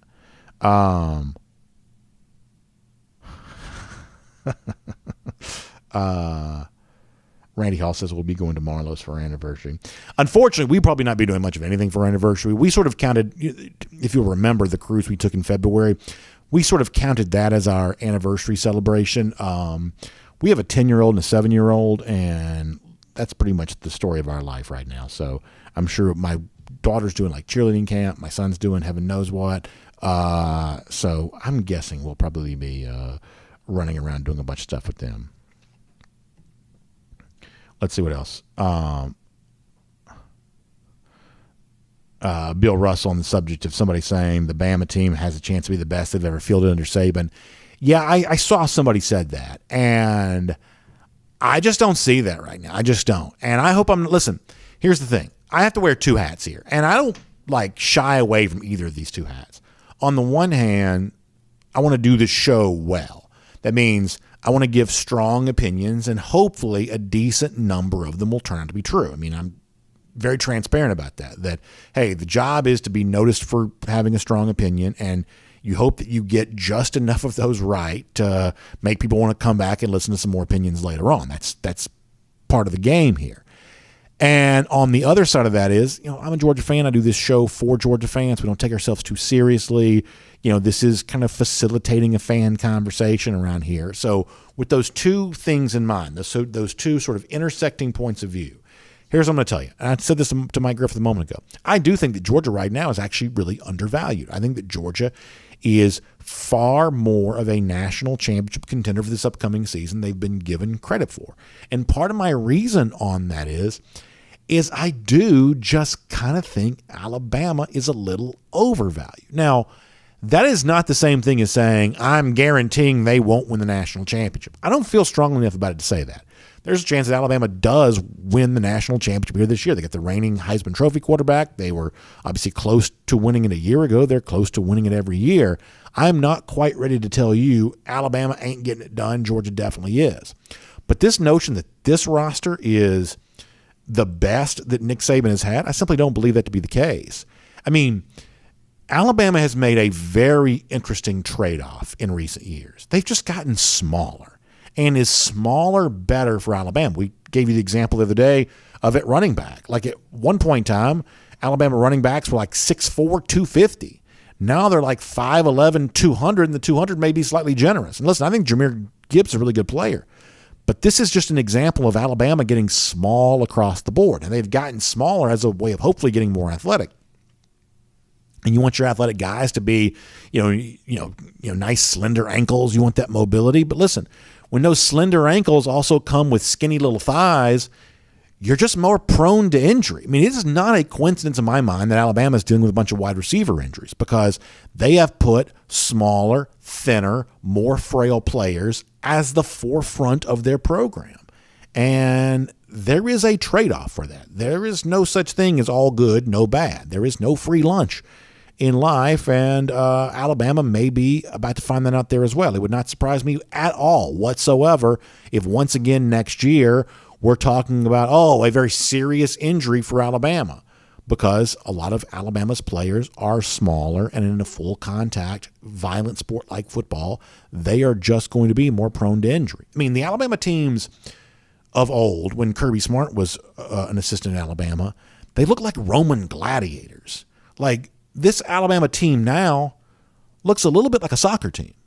I mean, they've just gotten smaller in some key areas. And I'm talking about shockingly smaller in some key areas, especially the skill position type stuff. And there's potentially a trade-off on that. Now, there's also potentially not. They just may be more athletic than everybody. They may go out and win the national championship. But I find it pretty disbelievable. Is that a word? I find it pretty disbelievable, difficult to believe, I guess I'll say, that this is going to be the best team of the Saban era. Not when you're pulling transfer here, transfer there, transfer there. What's one of our commenters calls it, the East-West Shrine Bowl team. When you have a roster that looks sort of like the East-West Shrine Bowl, I don't know. I mean, these guys have to play together, and it's just a different kind of situation there on that. Mary Dog, thank you for the kind word. She says, my wife's the luckiest woman in the world. I feel like I'm lucky. I feel like she has to put up with a lot living with me. But Mary, you're very nice to say that. I appreciate that. Beach Dog checks in from Indian Harbor Beach saying, loving those Gators, having nothing to say about our national championship. And that is really fun there as well. Really fun. Let me check out a couple of other comments there too on Facebook for a moment. And we'll get to YouTube after that, but I hope everybody's doing well. We were a little shorter on comments yesterday, so we're going to be just a little bit longer today to kind of make up for some of that, and hope you're all having a really good day as we do. Sandy Price says, we did have a national championship trophy for Arch to hold. Yeah, it's been one of my favorite things, Sandy, about this recruiting cycle is the fact that Georgia does have that to sell. We know how often Alabama sold that. Really, in the 2020 cycle, Alabama put together truly one of the best classes of all time. And, that prestige in a year in which there were no visits being taken, that prestige really helped Alabama. Dallas Turner in particular is a name that comes to mind as a guy that probably chose Alabama almost solely because of the success they'd enjoyed. He didn't get a visit there. He just said, oh, they're the ones that win everything, so maybe I'll just go there. And the fact that Georgia has muted some of that, I think that's probably a pretty good thing.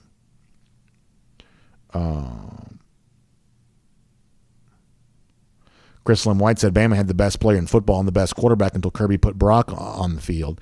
I think he's meaning that right now you got to, have Bryce Young on offense and Will Anderson on defense, and I am not discounting that. I am not discounting that whatsoever. I do think they're both sensational players, especially in the case of Anderson. I mean, listen, I like to take my little jabs at Bama every now and then, but you'll never hear me say a bad word about Will Anderson. That'll never happen. Matt Rukavina, fresh off his Golden Shoe win, congratulating me on my anniversary. Appreciate that. Ryan Walker, Jarvis Hannah, talking about E.J. Lightsey. Yeah, so my understanding on the Lightsey thing is that had a chance of being, obviously, you don't need me to tell you this, a very serious situation. And it seems like Lightsey's going to end up being a very lucky guy. And it's almost like one of those things, just such a serious topic that it's hard to even talk about it with the full weight that it deserves. But it sounds like the prognosis for Lightsey is really very good. And gosh, I don't know, man. I remember being away and hearing that story, and I was on vacation when it happened, and you're just blown away by it. Like, oh my gosh, what even happened here? And you fear the worst, terrible tragedy, and yet it's going to end up maybe being a little better than I ever thought it could be, that Lightsey's still heading towards a football career and all that kind of stuff, and maybe at one point in time that was not a given. They're talking about, the rehab for right now. Yeah, I think that obviously Kirby will talk about this sooner rather than later. I'm sure this may even come up at SEC Media Days, but I think the prognosis right now is actually pretty good. I think he's heading in the right direction. Carter Lawson says 3 dogs paired together at the U.S. Open. Go Dogs. Fun to think about the U.S. Open here at the Country Club Brookline. That's one of the founding members of the USGA. I just like old stuff. And Brookline Country Club is about as old as it gets. I think it's 1895. That's crazy old. So that's really cool to have those dogs paired together.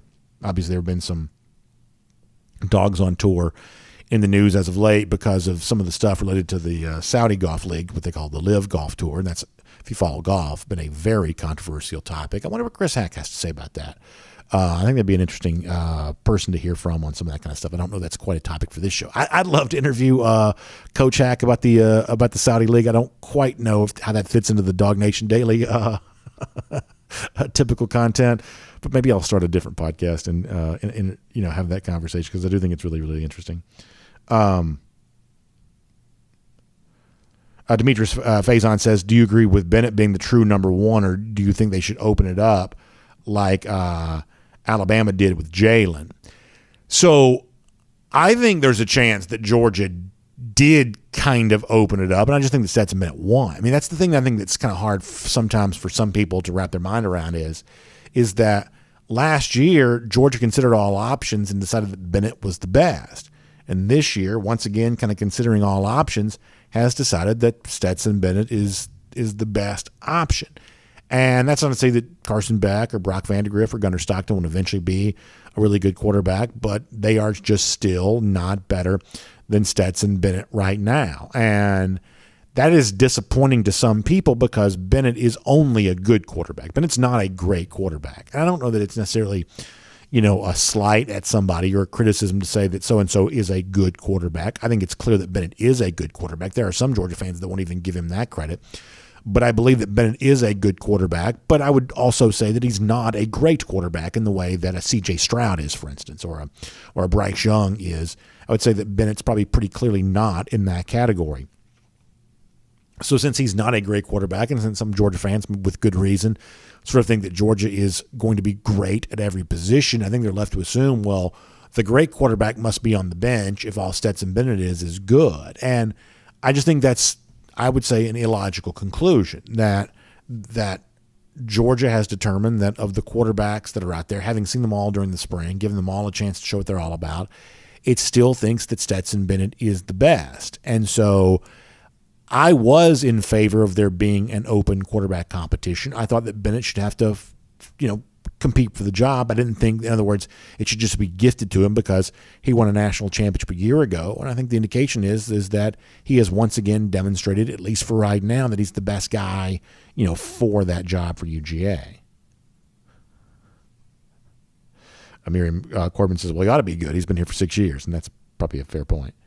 Braden Harbuck says that Stetson is the best available. And yeah, I mean, I think Georgia showed you last year that with a good quarterback, it's capable of winning it all, and it did. And this upcoming season, kind of the same thing there as well. Like, you can't be bad at quarterback, but can you survive if you're only good? I think you possibly can. And I am still very much of the belief that one day Stetson Bennett will help pass the baton to someone who takes the Georgia quarterback position to the kind of the great level. To the level of, what everybody kind of wants it to be. That progression is still on its way. And that may come because of one of the quarterbacks currently on the roster. It may come because of Arch Manning. It may come because of some guy I haven't even heard of yet. But eventually that's what's going to happen. However, here's the one thing that I kind of always come back to on Stetson Bennett.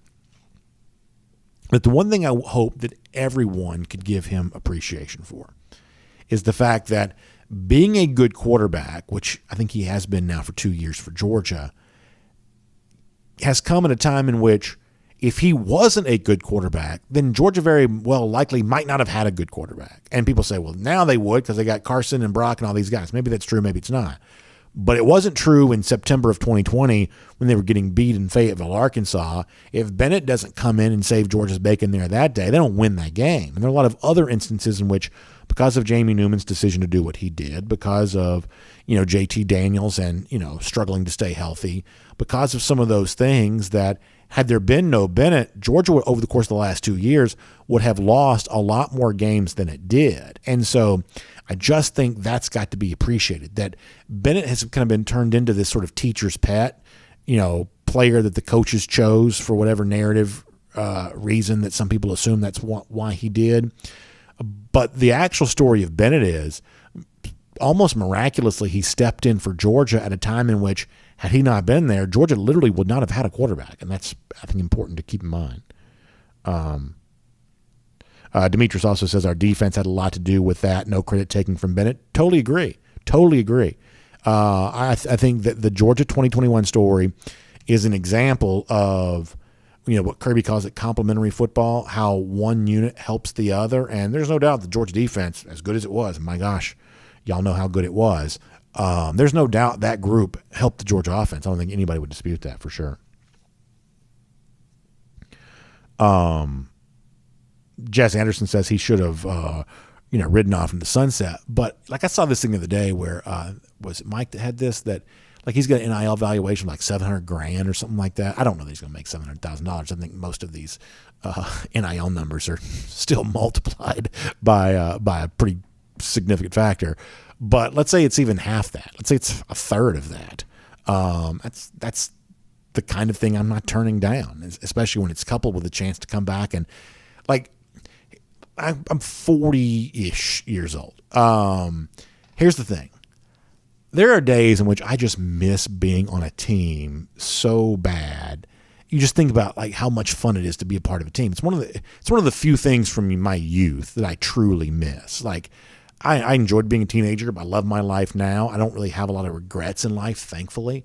The only time I get really like, oh man, I just miss, youth is when I think about being on a team. When I watch my son on his baseball team. He's a young kid, so it's not the same kind of thing. But, when I think about my, daughter and some of the things that she's doing, or, some of the things that, even for a brief time, I kind of flirted with being a coach or something like that, like being connected to a team, man.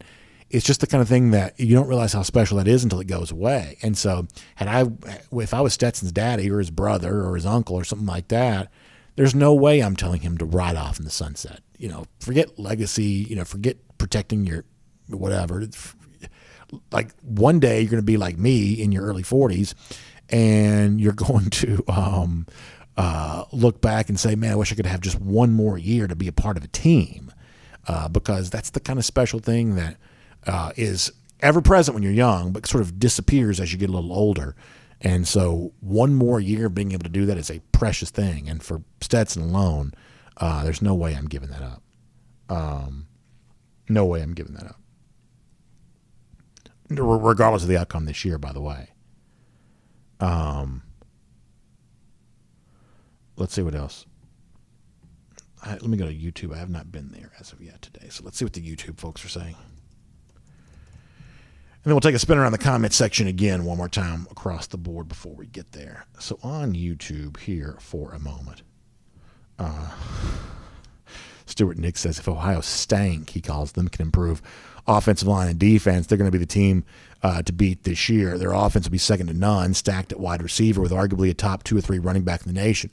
Yeah, I mean, the Buckeyes should be extraordinary on offense because, like you said, like what Georgia is at tight end, Ohio State has been at wide receiver for a while now. Like it is remarkable the level of wide receiver talent they have. And listen, there are a lot of folks who are watching us right now that can't stand the Buckeyes. I'm kind of like probably right there in that group. But you can't say a bad word about Ohio State wide receivers. They are the real deal. So, they got that going on. Travion Henderson, running back, what he's all about. C.J. Stroud's the kind of guy that really sort of grew into his own last year. So scoring points for Ohio State's not going to be a problem. However, they were not great defensively last year. And it is another example of what we sometimes say with Alabama, that as you have worked to make yourself into more of a finesse-style program, and that's what Ohio State has done, there is a price to be paid for that. What you hope is the price isn't so significant that it costs you your chance at winning. But last year, I think if you watch this stuff pretty closely, it's hard not to conclude that the balance didn't swing too far in one direction for Ohio State. They got manhandled by Michigan.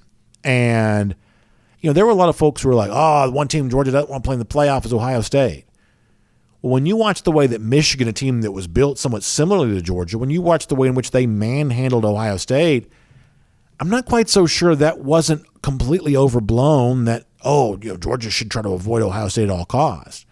When Georgia, a better version of what Michigan does well, Michigan manhandles Ohio State, Georgia manhandles Michigan, sometimes life is just as simple as it seems like it is. People make fun of transitive property stuff in college football, but maybe Georgia just would have manhandled Ohio State just like Michigan did. And yeah, I know there was like snow and things like that when those two teams played, but as Ohio State is like rubber stamped into everybody's playoff, and they'll probably be in mine too, admittedly, but as they are like rubber stamped into everybody's playoff, can we point out the fact they looked pretty soft last year? And can we point out the fact that Ryan Day, even though he kind of has that sort of stubble beard look, I guess I got a little bit of the stubble going today, but he kind of has that sort of stubble beard look. He sort of looks like a lot of these in vogue NFL coaches right now. Can we point out he hadn't won squat in college football as of yet? And his team last year looked pretty pillow soft. They looked pretty finesse oriented, like the days of bruising Buckeye defense. It didn't exist last year. There wasn't a Chase Young on that team either a year ago. And so as everybody's just sort of naturally assuming that the great Ohio State, roller skates its way into the college football playoff. Can we actually ask them to prove that on the field before we get there? And can we see something from them on defense? I think that Stewart's absolutely right about that. Absolutely right about that. Crow King 123 says, I'm not scared of Ohio State. They're not tough enough on the line. And they kind of echoing what I was saying there a moment ago. Jonathan Aaron said, did Tennessee lose a baseball game because Williams and Mechie were hurt? Yeah, that's pretty good. That's pretty good. G. Grace Bama Boy says, just name the Natty the Bama Bowl and pay us the naming rights.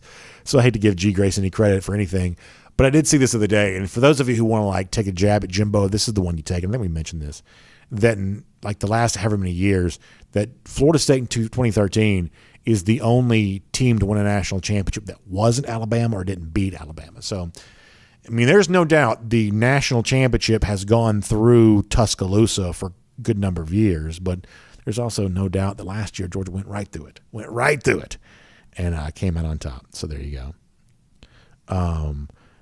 He also says, keep talking about Saban retiring. G. Grace, deep down you know, it's getting close to the end. You can hear it. You can hear it. You ever watch Peter Pan and, Captain Hook's being chased by that crocodile with the clock in its mouth, you hear that clock ticking.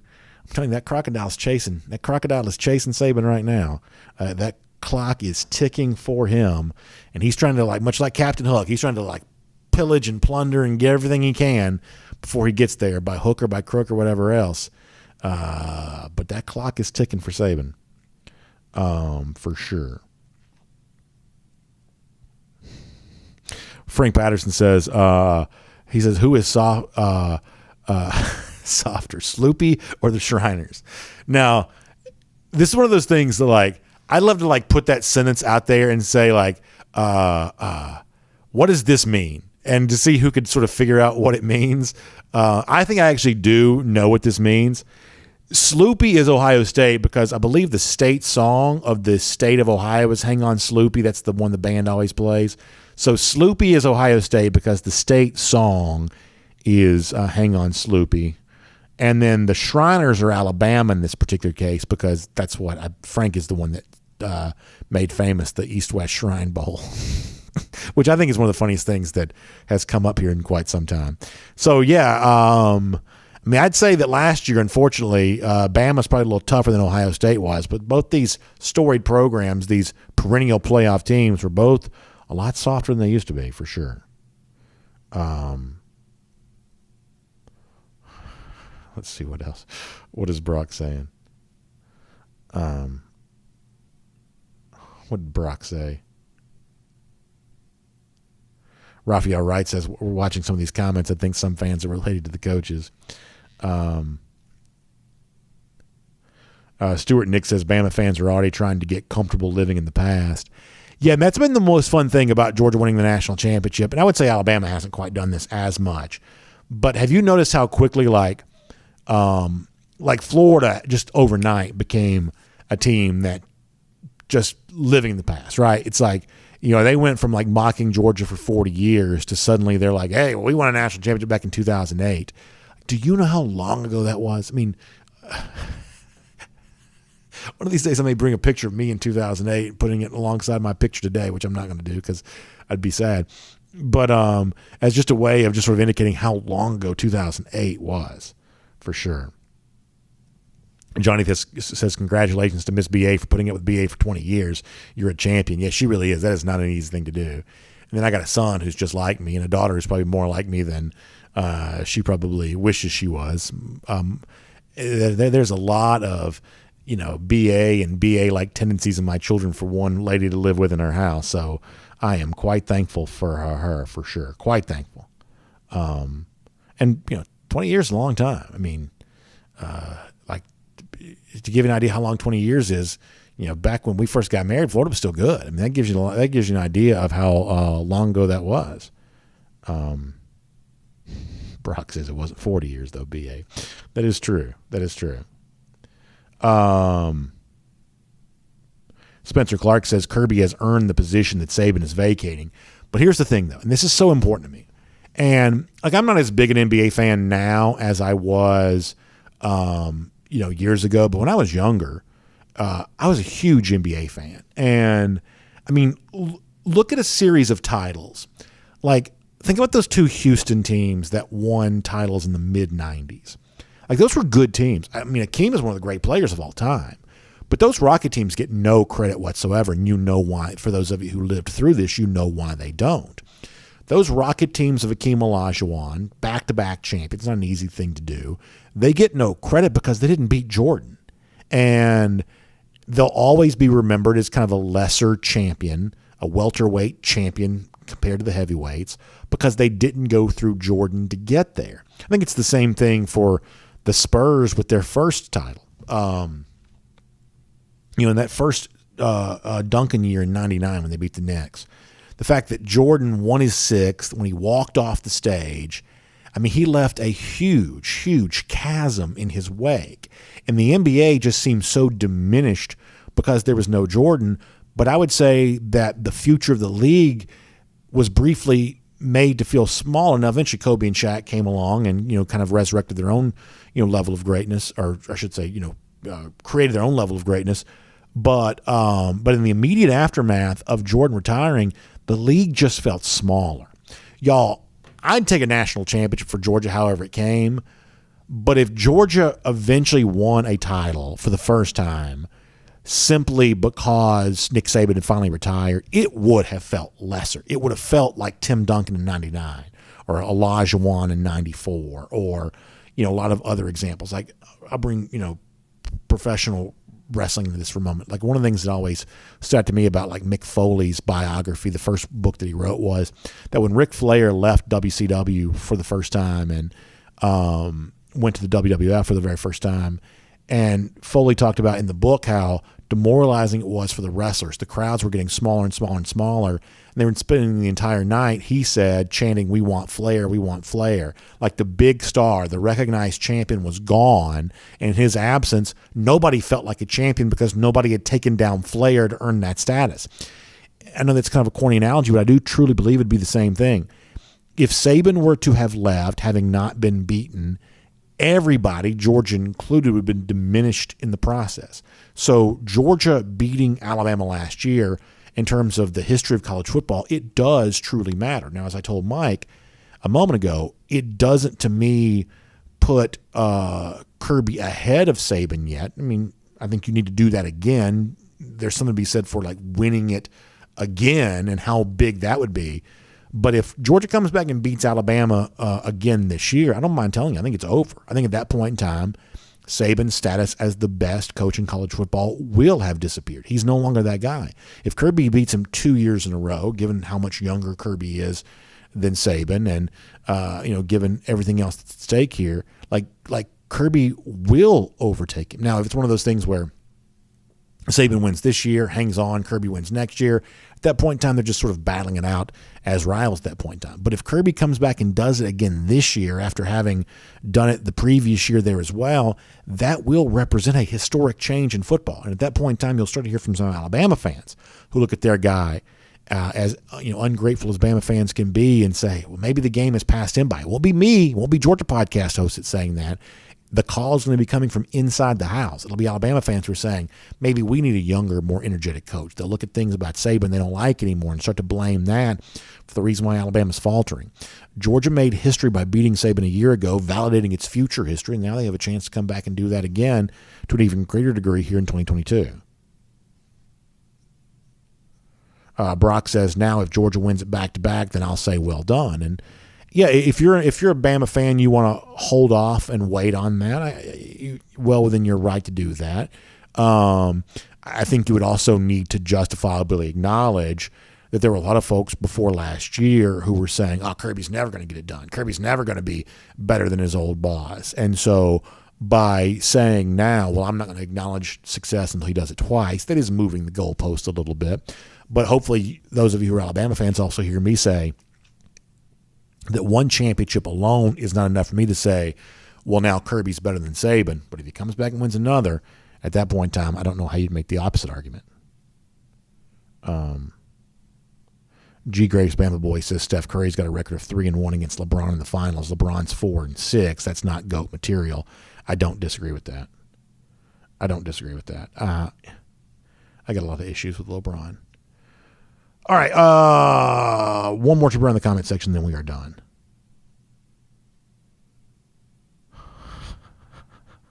Hugh Nash, that's a very funny comment. A very funny comment from Hugh. Let's see what else is on Facebook here for a moment. Matt Rugavina says, I love the Bama fans saying Kirby's going to leave Georgia for Bama once Saban retires. Yeah, I mean, look, I think there is obviously a very big difference between, like, say, Georgia and Clemson on this. So, like, Kirby, well, I guess was born in Alabama and coached at Alabama for a long time. And it would be just sort of like an easy dot to connect. Well, maybe he will just go back to Alabama. Hold that thought for a moment. The same way that folks would look at Dabo and say, you know, oh, this is a guy that played at Alabama. This is a guy that has Tuscaloosa in his blood. You know, maybe he will go and be the replacement for Nick Saban. But in comparing which of those is more likely to take place, here's where you're going to kind of keep in mind a few things. This is where a Georgia fan, I think, ought to draw some comfort. Not because Kirby's not leaving for Alabama, but because of the reasons why that's not true. This is where having an alumnus as your head coach does truly have some value. When Kirby first got hired, I said, I don't know that being a Georgia graduate makes Kirby a better fit for UGA. And at the time, that was true. But once you do establish a certain track record for success, the ties you have as an alumnus, the roots that run deeper because of that, I think that does make you a stronger, more permanent fit for the program, whereas Dabo doesn't have that at Clemson. But beyond that, it's easy to forget because Clemson has won a good bit, that from a program standpoint, they are much smaller than Georgia is. You know, Clemson shares the state with the University of South Carolina. South Carolina is a small state. These are two programs that have to split it somewhat evenly. That just renders Clemson a much smaller program by comparison. If you measure things in terms of, you know, all the ways in which you can kind of measure the size of a program, you know, Clemson is just much smaller than UGA is, much smaller. As someone who does this for a living, we're quite aware of the metrics related to this. It'd be very hard to do a show like DawgNation Daily for Clemson fans because there just aren't enough of them to really make, you know, that kind of impact. So, you know, it's that kind of program strength that Georgia also has going for it there as well, where, hey, it can afford to pay Kirby $100 million or whatever it is it's about to pay him. And to know you're a Georgia fan, looking at Kirby in his mid-40s, saying, you know, he's won a national championship actually really quickly at the start of his Georgia career, and he's likely never even consider taking another college job. That's just a real luxury that most programs just don't have, and Georgia, you know, does have that for itself right now, at least by all reasonable belief, and that's kind of a cool thing.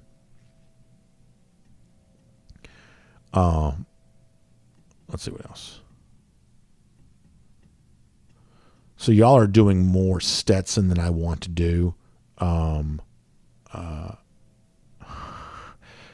happy to have the conversation, but I feel like we sort of already did.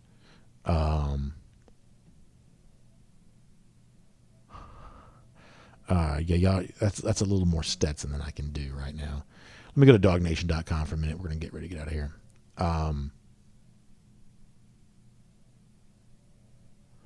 DT says, when I'm down, I just play the Kirby locker room speech from Jacksonville, and it's all right in my world. Yeah, that's a good one. I kind of went down a rabbit hole yesterday, so I try to go to the gym and try to do like elliptical and stuff like that, especially after what has been a pretty, you know, aggressive summer thus far in terms of consumption. And so sometimes when I need that sort of extra kick, you know, I'll kind of veer like down some sort of YouTube rabbit hole. And like College Football Playoff put out a great video yesterday. Like it's about 5.5 minutes long. I mean, it is really good. It's like a documentary style look at the national championship game. And if you're a Georgia fan, it's just so much fun. So much fun. And so I'll kind of go down some of those type of things there too, where you listen to the really good Kirby speeches and listen off the cuff like that. He's just really good at that kind of thing. You know, he's way more profane than I would ever be, but that seems to work for him. And he's just really good at that, you know, good at those. Just, I don't know if he knows he's being filmed or not, but whether he does, whether he doesn't, working without a script, he kind of speaks from the heart and does it really well. And it'd be very easy to imagine as a player, you are quite fired up to go out and play after something like that. So, we enjoy that. Hemingway says, will Kirby go off to the NFL? So this is where I have to admit that I'm not quite as willing to say no, never on that as some people are. There are some people who say, oh, he'll never do that, never consider that. I think forever is a very long time when it comes to something like that. I could see him maybe one day trying to decide, hey, would this stuff work up there at that level? He may have people that he respects say, don't try it, don't worry about it. But I can't completely close my mind off to that, but I think it's fairly easy to close off your mind to any other college job.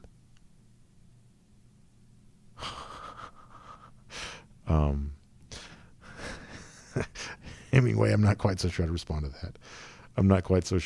that. Let's see what else. Let's get a couple more. WarDog83 says, thanks for getting the podcast up on the webpage sooner. I usually can't listen live, so I like it when I can listen later on in the afternoon. WarDog, I appreciate that there as well. And we want to try to make the show as accessible as possible in as many different ways as we can. That's certainly a big part of that, for sure. So I appreciate that there as well. Thanks for the kind words. Rome Mom, by the way, thank you for the kind words there too. I appreciate that there as well. That's very nice. Very nice comments. Thank you so much. All right, so we got to go for now. Thanks for being here. R.S. Andrews Cool Down. You can find R.S. Andrews online at rsandrews.com for your air conditioning, heating, plumbing, electric needs. They'll show up. They'll do the work that's promised, the price that's promised. They'll take good care of you today. You can also check out the AJC there as well. Atlanta Journal-Constitution, AJC.com. Braves have now won 13 straight. I think this was intentional. I think it was the official account that did this. The Braves won 13 straight to begin the 82 season. I don't have a living memory of that, but I did hear about that growing up. And so they had like the 82 style jersey on Twitter with the 13. That was kind of a cool thing. So AJC's actually got a kind of cool look at all 13 of the consecutive wins the Braves have put together. The other thing that the AJC put out yesterday is, a lot of you know I'm on the board for the Georgia High School Football Hall of Fame. Our first induction class is going to come up later on this fall. And the first list of 100 nominees has come out. Boy, you talk about some tough choices. We've got some real tough choices to make on this. You can read more about that at AJC.com there as well. Also, Ken Segura, a really good reporter for the AJC, was at the NIL Summit. This was at the College Football Hall of Fame earlier this week. Like, it was really weird. Like, Triple H was there, and some pretty key figures, kind of talking about what's next for NIL. That was pretty cool. And Atlanta United also got a win last night against, is it, how you say this? Pachuca? Is that how you say that? Pachuca? I don't quite understand some of that, but this is the inaugural Cup game. So there you go. Kind of getting that, I guess, sort of international flavor tournament started. What I know about MLS could fit literally in the palm of my hand, but took down the Mexican club last night. So there you go for Atlanta United. The person that does know more about this is the one that wrote the story for AJC.com. So you can read that there from them. Thanks to all of you for being here today for DawgNation Daily, presented by Breda Pest Management. Hope you have a great day. We'll look forward to seeing you again tomorrow.